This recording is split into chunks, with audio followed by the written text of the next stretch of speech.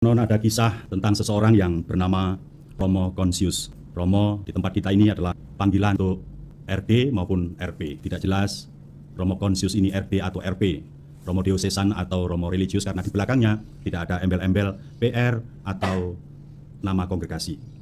Konsius artinya sadar. Suatu hari setelah selesai retret, dia menghadap atasannya. Tidak disebutkan apakah itu uskup atau provinsialnya, hanya disebutkan atasannya dan mengatakan, saya mempunyai kelemahan dalam relasi dengan perempuan, maka mohon saya tidak dipekerjakan di pekerjaan saya dulu yang banyak berelasi dengan perempuan, tetapi tariat sajalah saya. Pimpinannya menolaknya, mengembalikan pada tugasnya semula dengan pikiran, umat Allah itu kan bukan hanya laki-laki, tetapi juga perempuan.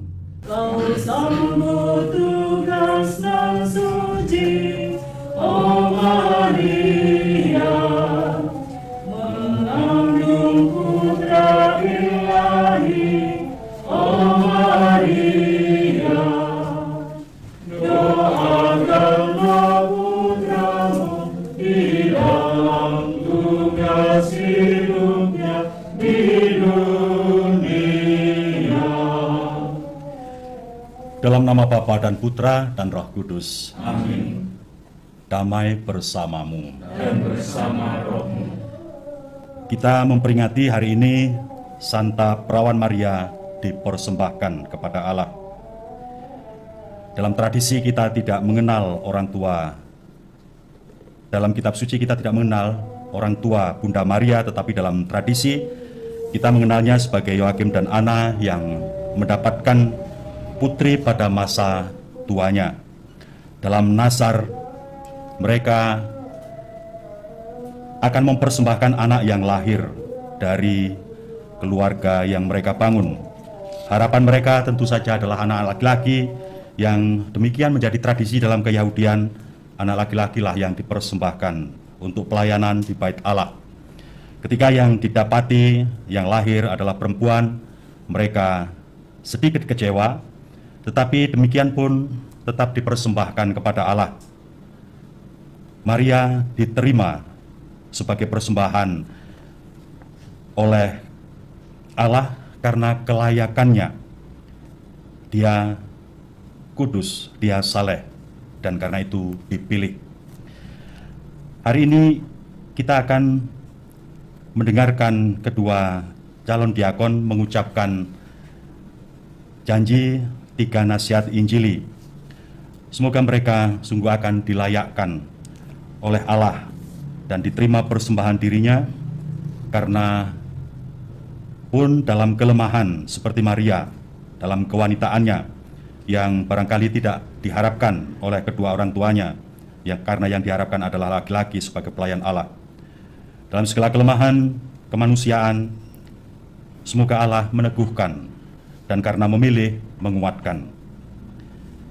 Mari kita mohon doa Bunda Maria agar kedua calon diakon ini juga seperti Bunda Maria, taat kepada Allah pun dalam tugas yang berat, yang kadang-kadang saya merasakan barangkali Bunda Maria tidak sepenuhnya juga mengerti ketika tugas itu pertama kali disebutkan. Dalam perjalanan melaksanakan tugas itu pun, Bunda Maria selalu menyimpan sabda Allah dan peristiwa-peristiwa hidup dalam hatinya, karena ingin terus mencari kehendak Allah yang tidak serta-merta gamblang. Mengawali perayaan Ekaristi ini, marilah kita mengakui segala kelemahan dan kekurangan kita, keberdosaan kita, agar doa-doa kita didengarkan oleh Allah dan kita dijadikan layak merayakan peristiwa keselamatan ini. Konon ada kisah tentang seseorang yang bernama Romo Konsius. Romo di tempat kita ini adalah panggilan untuk RD maupun RP. Tidak jelas Romo Konsius ini RD atau RP, Romo Diosesan atau Romo Religius, karena di belakangnya tidak ada embel-embel PR atau nama kongregasi. Conscious artinya sadar. Suatu hari setelah selesai retret, dia menghadap atasannya. Tidak disebutkan apakah itu uskup atau provinsialnya, hanya disebutkan atasannya dan mengatakan, saya mempunyai kelemahan dalam relasi dengan perempuan, maka mohon saya tidak dipekerjakan di pekerjaan saya dulu yang banyak berelasi dengan perempuan, tetapi di sekretariat sajalah saya. Pimpinannya menolaknya, mengembalikan pada tugasnya semula dengan pikiran umat Allah itu kan bukan hanya laki-laki, tetapi juga perempuan, dan dimanapun itu seperti itu. Romo Conscious yang sadar akan kelemahannya itu pulang dengan hati panas. Sampai di rumah, di pastorannya, dia mengunci diri dan berhari-hari tidak keluar. Dalam hatinya dia mengatakan pimpinannya kolot, tidak demokratis, tidak mau mendengarkan suara bawahannya, otoriter, main kuasa, dan seterusnya, dan seterusnya. Saudara dan saudari yang terkasih, perayaan Ekaristi ini sering disebut perayaan janji selibat. Padahal bukan hanya itu. Janji yang akan diucapkan oleh calon diakon adalah ketaatan, selibat, dan hidup sederhana. Dan ketiga-tiganya tidak bisa dilepaskan satu sama lain. Orang yang mengalami kesulitan dalam ketaatan pastilah juga akan mengalami kesulitan dalam selibat dan dalam hidup sederhana. Dan kebalikannya juga benar. Orang yang dengan tulus dan ikhlas memberikan diri untuk taat setia, pastilah akan juga dapat menghidupi janji selibat dan janji hidup sederhana yang diucapkan bersamaan dengan ketaatan itu. Ketiganya yang tidak bisa dilepaskan satu sama lain tidak hanya merupakan persembahan diri yang mau mengabdikan diri untuk kemuliaan Allah dan keselamatan umatnya, tetapi juga berdimensi misi dengan siap sedia kapanpun dan dimanapun akan ditugaskan, akan berangkat kapanpun dan dimanapun, di depan orang atau tidak di depan orang, akan juga menghidupi selibat. Hidup tidak terikat pada pribadi tertentu, bukan hanya pada wanita, tetapi juga pada pria, yang dalam dunia kita dewasa ini sepertinya ada tren yang keterikatan itu terjadi bukan hanya pria dengan wanita, tetapi juga pria dengan pria atau wanita dengan wanita. Dan hidup sederhana dengan lepas bebas tanpa milik untuk dapat mempersembahkan diri sepenuhnya seutuhnya tanpa terikat akan hal-hal yang lahiriah duniawi. Meneladani Bunda Maria yang pada masa tua orang tuanya bernasar andaikan diberi keturunan akan mempersembahkan keturunannya itu kepada Allah, yang sangat mengharapkan keturunan laki-laki, dan begitulah tradisi kehidupan keyahudian pada masa itu.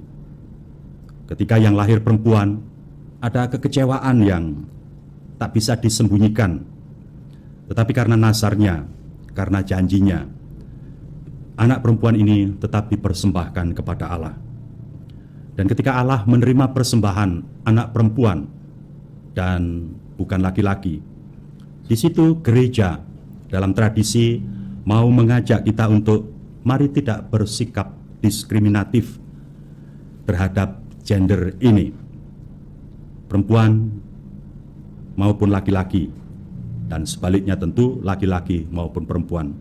adalah gambar diri Allah yang patut dihormati, patut dihargai, tidak untuk direndahkan, tidak untuk dilecehkan, tidak untuk diperlakukan menurut kepentingan dan nafsu diri, tetapi untuk kemuliaan Allah.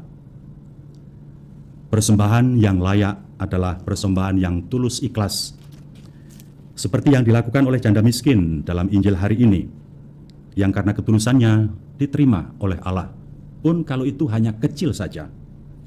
Sementara persembahan yang besar yang dilakukan bukan dalam ketulusan hati dikecam oleh Yesus.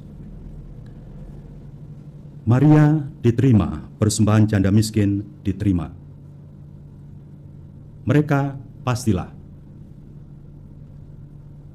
menjadi bagian dari 24.000 orang yang memuliakan anak domba Allah dalam kerajaan surga, yang dikatakan mereka telah hidup mengikuti anak domba tanpa cela.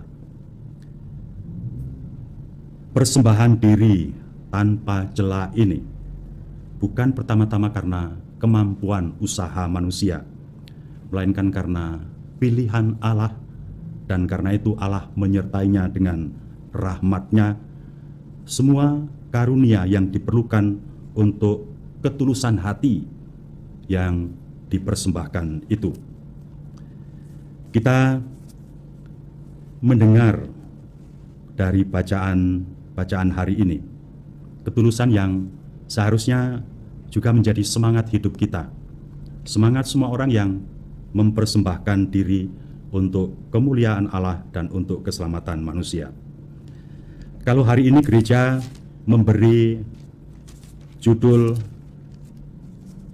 Maria dipersembahkan kepada Allah, perawan Maria dipersembahkan kepada Allah, kita mengerti bahwa Maria mengandung karena bukan campur tangan laki-laki, melainkan karena Allah sendiri. Dan karena itu, gelar itu, perawan Maria atau Maria tetap perawan, adalah penghormatan dan rasa syukur gereja akan rahmat Allah yang menjadikan Maria layak, bukan karena usahanya, tetapi karena Allah sendiri yang memilihnya. Dalam Injil memang dikatakan bahwa mereka, Maria dan Yosef, tidak melakukan hubungan suami istri sampai Yesus lahir. Tidak berarti bahwa setelahnya mereka melakukan itu. Injil tidak mengatakan. Tetapi menurut kesalehan Yosef yang boleh kita pikirkan sebagai orang beriman dengan latar perjanjian lama yang meyakini bahwa bahkan tabut perjanjian yang berisi loh batu itu tak boleh disentuh oleh orang biasa, saya meyakini Yosef yang mengerti Maria mengandung dari Allah, dan walaupun dia bisa menceraikan Maria terbuka maupun diam-diam, tetapi tidak dilakukan, Yosef memperlakukan Maria sebagai tabut perjanjian baru yang tak boleh disentuh kecuali dihormati, dijaga, dilindungi. Yosef seharusnya bisa menceraikan Maria dan memilih pilihannya yang lain.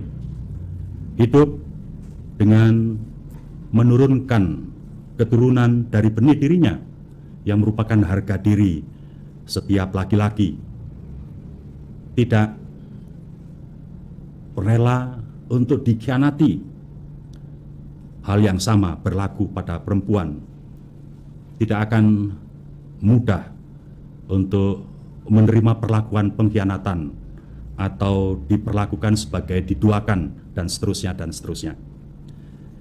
Yosef tidak melakukan menceraikan Maria karena tahu siapa yang dikandung, dan dia rela melayani Maria, melindungi juga buah dari rahim Maria yang berasal dari Roh Kudus. Mereka telah pantas menghidupi panggilan itu, dan inilah juga keteladanan mereka bagi kita, menghidupi panggilan dengan segala konsekuensi yang menyertainya dengan pantas. Ketika kita akan dinyatakan pantas, kita akan digabungkan dengan para kudus 144.000 yang memuliakan Allah dalam keabadian, yang haruslah kita mengerti bukan jumlah yang demikian, melainkan kumpulan dari seluruh bangsa dengan segala latar belakang. Allah menerima semuanya secara penuh. 144, 12 kali 12 dalam ribuan, yang dalam pengertian itu tak terbatas. Di surga maupun di bumi, marilah memuliakan Allah untuk kemuliaannya, untuk keselamatan umat manusia, agar tergabung dalam kemuliaan abadi yang jumlahnya tak terbatas, yang Allah sendiri kehendaki agar semua orang dan tak seorang pun hilang, menyatu dengan dirinya dalam kemuliaan itu. Kita melayani Allah dan memohon berkat-Nya untuk dapat menjadi pantas. Tuhan memberkati kita. Amin. Kita lanjutkan dengan janji dari para calon diakon yang akan mengucapkan kesetiaan pada 3 nasihat Injili, ketaatan, selibat, dan hidup miskin. Saudara-saudara yang akan mengucapkan janji selibat mohon berdiri. Saudara Nikolaus Agung Suprobo dan Saudara Pius Wahyo Adityo Raharjo. Saya hadir. Bapak Uskup, Saudara Nikolaus Agung Suprobo pada tanggal 16 Agustus 2022 dan Saudara Pius Wahyo Adityo Raharjo pada tanggal 15 Agustus 2022 telah mengajukan lamaran untuk ditahbiskan menjadi diakon dalam Gereja Katolik. Kami melampirkan surat permohonannya dalam upacara hari ini. Apakah Romo yakin bahwa saudara-saudara kita ini layak untuk ditahbiskan menjadi diakon dalam Gereja Katolik? Menurut kesaksian umat dan pembimbing penpasnya, saudara-saudara kita ini layak untuk ditahbiskan menjadi diakon dalam Gereja Katolik. Kami melampirkan rekomendasi tersebut dalam permohonan ini. Sebelum saudara-saudara kita ini ditahbiskan menjadi diakon dalam Gereja Katolik, saya mau menanyakan langsung kepada mereka tentang kesediaan mereka untuk menerima tahbisan tersebut. Saudaraku Nikolaus Agung Suprobo dan Pius Wahyu Adityo Raharjo, apa yang Anda minta dari Tuhan dan Gereja Kudusnya? Saya memohon untuk ditahbiskan menjadi diakon. Apakah Anda memohon dari dalam hati saudara-saudara sendiri dengan bebas dan tanpa paksaan dari pihak manapun? Ya, saya memohon dari kedalaman hati saya sendiri tanpa ada paksaan dari pihak manapun. Apakah saudara-saudara bersedia mengucapkan janji kesetiaan iman Anda dalam Gereja Katolik dan untuk menghidupi 3 nasihat Injili, yakni taat, selibat, dan hidup sederhana sebagai syarat untuk ditahbiskan menjadi diakon? Ya, saya bersedia. Sekarang ucapkanlah kesediaan saudara-saudara tersebut.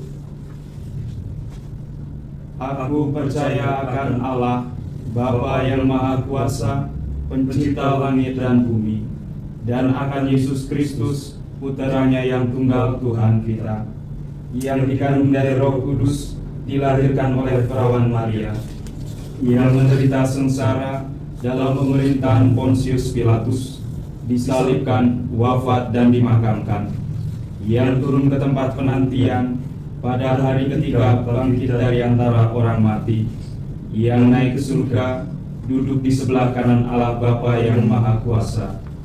Dari situ ia akan datang mengadili orang yang hidup dan yang mati. Aku percaya akan Roh Kudus, Gereja Katolik yang kudus, persekutuan para kudus, pengampunan dosa, kebangkitan badan, kehidupan kekal. Amin.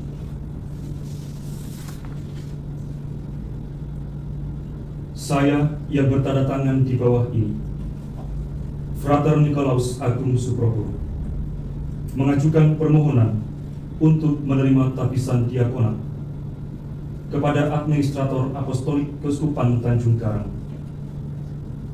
Saat ini, di hadapan para saksi dan umat yang hadir di sini, terutama di hadapan Administrator Apostolik Keuskupan Tanjung Karang, Monsinyur Yohanes Harun Yuwono, saya menyatakan bahwa saya menyambut tabisan suci tersebut dengan kesadaran penuh, kemauan mendalam, tanpa suatu paksaan ataupun tekanan, tanpa keraguan, dan dalam kehendak yang lurus.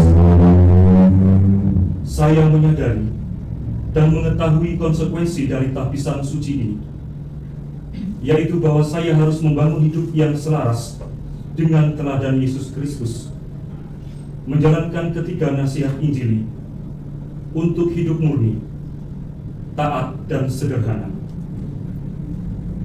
Saya berjanji melaksanakan hukum selibat, yaitu hidup tidak menikah demi kerajaan Allah, mencintai secara utuh, dan memeliharanya sampai akhir. Demi ketaatan, saya berjanji menghormati dan mentaati uskup dan para penggantinya sesuai dengan hukum kanon dan tertib gereja. Saya bersedia memberi teladan keutamaan dalam perkataan dan perbuatan, agar hidup selaras dengan karunia Roh Kudus. Saya berjanji membangun hidup doa dengan tekun dan hidup dalam kesederhanaan sebagai hamba Allah. Demikianlah janji saya demi Allah dan Injil suci ini. Dengan bantuan rahmat Allah, saya berniat mengamalkannya selama hidup saya. Saya yang bertanda tangan di bawah ini, Frater Pius Wahyo Adityo Raharjo, mengajukan permohonan untuk menerima tabisan diakonat kepada Administrator Apostolik Keuskupan Tanjung Karang. Saat ini, di hadapan para saksi dan umat yang hadir di sini, terutama di hadapan Administrator Apostolik Keuskupan Tanjung Karang, Monsinyur Yohanes Harun Yuwono, saya menyatakan bahwa saya menyambut tabisan suci tersebut dengan kesadaran penuh, kemauan mendalam, tanpa suatu paksaan ataupun tekanan, tanpa keraguan, dan dalam kehendak yang bebas. Saya menyadari dan mengetahui konsekuensi dari tabisan suci ini, yaitu bahwa saya harus membangun hidup yang selaras dengan teladan Yesus Kristus, menjalankan ketiga nasihat Injili untuk hidup murni, taat, dan sederhana. Saya berjanji melaksanakan hukum selibat, yaitu hidup tidak menikah demi kerajaan Allah, mencintai secara utuh dan memeliharanya sampai akhir. Demi ketaatan, saya berjanji menghormati dan mentaati uskup dan para penggantinya sesuai dengan hukum kanon dan tertib gereja. Saya bersedia memberi teladan keutamaan dalam perkataan dan perbuatan, agar hidup selaras dengan karunia Roh Kudus. Saya berjanji membangun hidup doa dengan tekun dan hidup dalam kesederhanaan sebagai hamba Allah. Demikianlah janji saya demi Allah dan Injil suci ini. Dengan bantuan rahmat Allah, saya berniat mengamalkannya selama hidup saya. Terima kasih atas janji kesetiaan yang telah saudara-saudara ucapkan. Semoga Allah yang telah memulai karya baik dalam diri saudara-saudara akan menyelesaikannya dengan baik juga. Amin.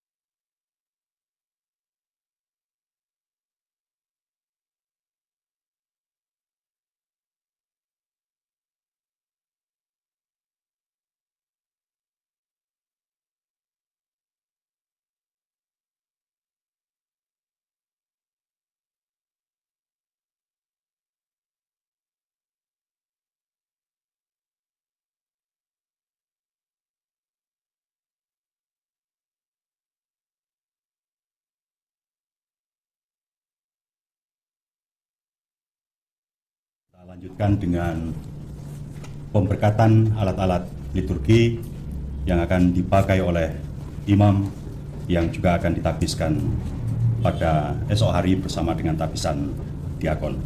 Semoga Tuhan beserta kita sekarang dan selama-lamanya. Marilah berdoa. Ya Allah pencipta segala sesuatu, dengan air dan Roh Kudus Engkau memberi bentuk dan rupa kepada manusia dan alam semesta. Berkatilah dan sucikanlah gerejamu, berkatilah dan sucikanlah sarana liturgi ini yang akan dipakai oleh imammu untuk memuliakan namamu, menghadirkan keselamatanmu bagi seluruh umatmu. Engkau Kristus, Engkau mengalirkan sakramen-sakramen penyelamatan dari lambungmu yang ditikam tatkala Engkau bergantung di salib. Semoga sakramen-sakramen yang akan dirayakan oleh imammu Kau terima sebagai persembahan untuk kemuliaan-Mu dan keselamatan manusia. Ya Roh Kudus, Engkau membuat kami menjadi ciptaan baru yang oleh air pembaptisan dilahirkan kembali dari rahim gerejamu. Semoga Engkau selalu menaungi imammu yang akan melaksanakan tugas pelayanan dalam sakramen-sakramen, dan semoga karena penyertaan-Mu semua imam Kau layakkan mempersembahkan kurban dan sakramen-sakramen demi keselamatan umat manusia. Kemuliaan kepada Bapa dan Putra dan Roh Kudus, seperti pada permulaan, sekarang, selalu, dan sepanjang segala abad. Amin.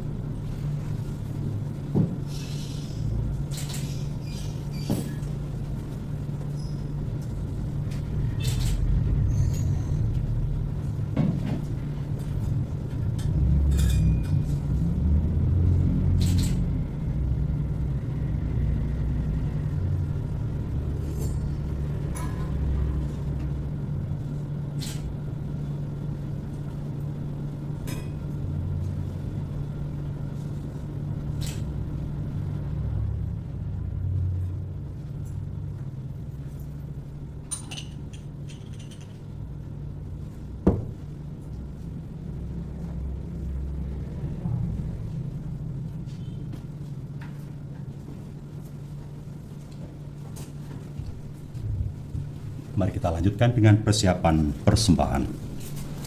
Marilah mewartakan misteri iman kita.